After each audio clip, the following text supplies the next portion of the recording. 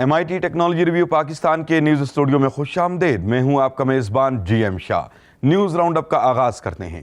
Bulletin کے آغاز میں آپ کو بتاتے ہیں کہ پنجاب فوڈ اتھارٹی نے خوراک کے معیار سے متعلق شکایات کے لیے پنجاب انفارمیشن ٹیکنالوجی بورڈ کے تعاون سے ویب سائٹ اور ایپ تیار کی ہے۔ اس ایپ کو اینڈرائیڈ اور ایپل سٹور سے ڈاؤن لوڈ کیا جا سکتا ہے۔ اس کے ساتھ ساتھ ہیلپ لائن 0800-02345 پر بھی شکایات درج کروائی جا سکتی ہیں۔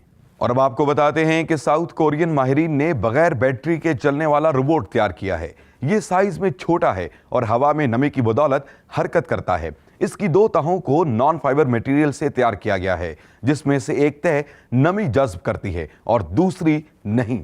ماہرین کا کہنا ہے کہ مستقبل میں اس روبوٹ کو میڈیکل مقاصد کے لیے استعمال کیا جائے گا۔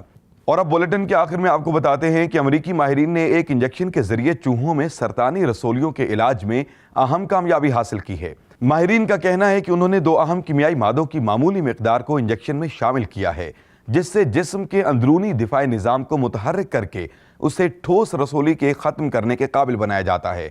بتایا جا رہا ہے کہ اس طریقہ علاج کو بہت جلد انسانوں پر بھی آزمایا جائے گا۔